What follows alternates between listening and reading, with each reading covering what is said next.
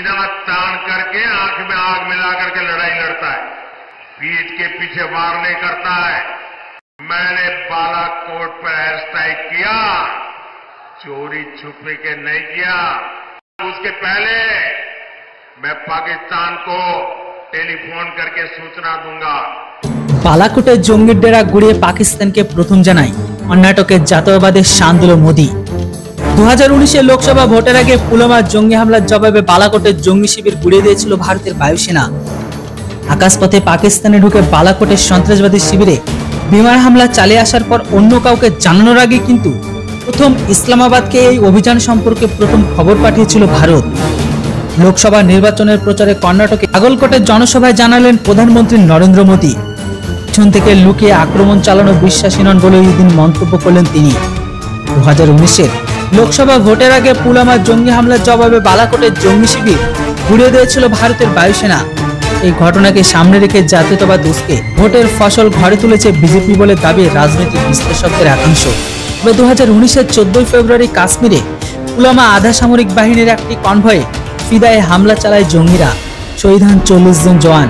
জবাবে 26 ফেব্রুয়ারি রাতে পাক ভূখণ্ডে ঢুকে বালাকোটে অভিযান চালিয়ে আসে ভারতীয় বায়ুসেনা।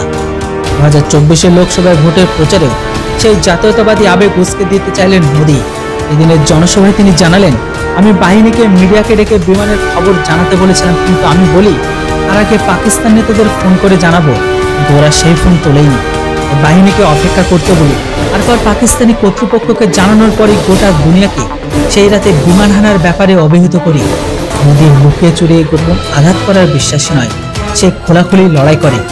বিরোধীদের খোঁচা দিয়েও মোদী জানিয়েছে, যারা ভোটে হেরেছে হারার আশঙ্কা আছে তারা প্রযুক্তির সাহায্যে জাল ভিডিও বানাচ্ছে।